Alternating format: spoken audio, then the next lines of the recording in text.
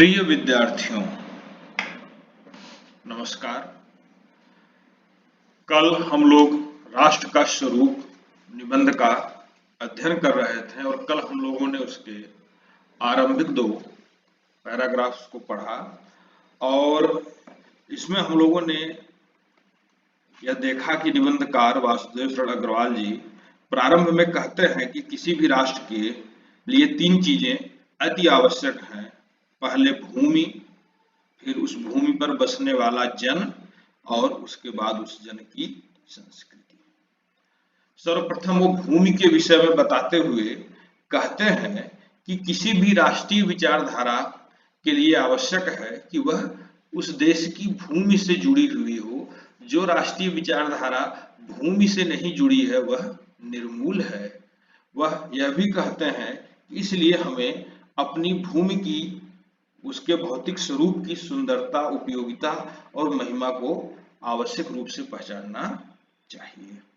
अब इस तीसरे पैराग्राफ में हम लोग आगे बढ़ते हैं और देखते हैं कि निबंधकार हम लोगों को किन बातों को समझा रहा है।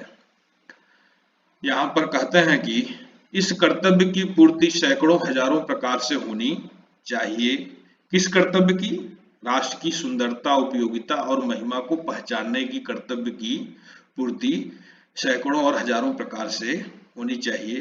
पृथ्वी से जिस वस्तु का संबंध है, चाहे वह छोटी हो या बड़ी, उसके कुशल प्रश्न पूछने के लिए हमें कमर कसनी चाहिए। बेटा, कमर कसना मुहावरा है जिसका अर्थ होता है कि हमें तैयार रहना चाहिए। ऐसी हर वस्तु जो इस पृथ्वी से संबंध रखती है, चाहे वो हमें छोटी समझ में आती हो या बड़ी समझ में आती हो, हमें उसके कुशल प्रश्न को पूछना ही चाहिए, यानी उसके बारे में जानना चाहिए कि वह हमारे जीवन को उन्नति बनाने में क्या क्या कार्य उपयोगिता निभा सकती है। पृथ्वी का सांगोपांग अध्ययन जागरणशील राष्ट्र के लिए आनंदप्रद कर्तव्य माना जाता है। किसी भी राष्ट्र के लिए बेटा ये बड़े ही आनंदप्रद वस्तु होती है, बड़े ही आनंद की बात होती है यह जानना कि उसकी भूमि पर जो चीजें मौजूद हैं उनकी क्या उपयोगिता हो सकती है। लेखक आगे कह रहा है, गांवों और नगरों में सैकड़ों केंद्रों से इस प्रकार के अध्ययन का सूत्रपात होना आवश्यक है।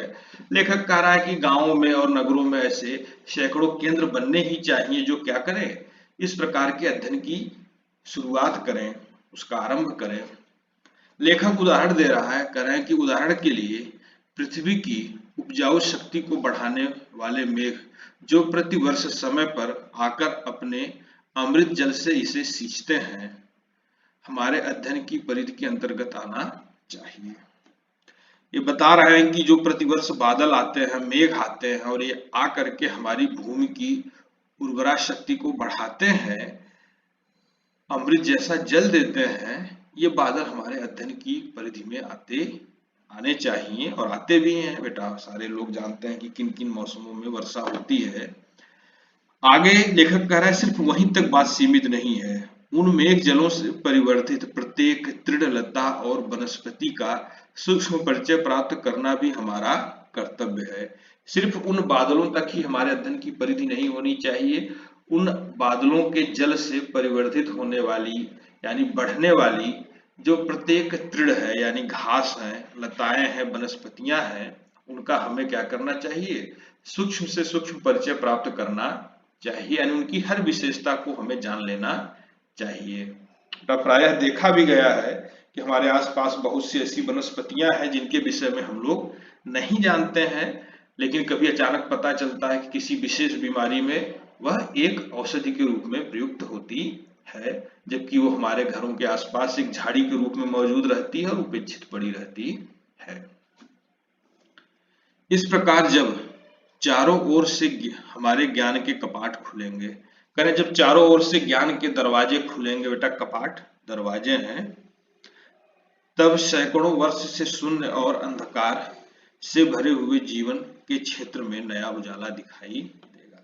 करें तब हमारा जो सैकड़ों वर्ष से जो जीवन है, जो शून्य और अंधकार से भरा हुआ है, उसमें हमें एक नया उजाला दिखाई देगा। उदाहरण के लिए जिन वनस्पतियों की हम लोग बात कर रहे थे कि ऐसी तमाम वनस्पतियां हैं जो पड़ी रहती हैं और हम लोग उसकी उपयोगिता को नहीं जानते हैं, यदि हम उसको औषधि रूप में प्रयोग करें तो इससे न केवल हमारा स्वास्थ्य अच्छा रहेगा बल्कि हम आर्थिक उन्नति भी कर सकते हैं। उनसे दवा आदि बना करके विदेशों में भेजा जा सकता है। बेटा इस प्रकार से हम लोगों ने अब 3 और पैराग्राफ्स को पढ़ लिया है। अब हम लोगों ने इस निबंध के आरंभ के 5 पैराग्राफ का अध्ययन कर लिया। कल 2 पढ़ा था, आज 3 पैराग्राफ्स का अध्ययन किया है। काफी छोटे छोटे हैं लेकिन बड़े महत्वपूर्ण हैं और साथ ही इससे कुछ प्रश्न भी दिए गए हैं और आप लोगों से आशा की जाती है कि आप लोग इन प्रश्नों का उत्तर लिख करके यथाशीघ्र दिखाएंगे और जब विद्यालय खुलेगा तब आपकी उत्तर पुस्तिकाओं पर भी ये प्रश्न और इनके उत्तर लिखे हुए मिलने चाहिए। धन्यवाद। जय हिंद।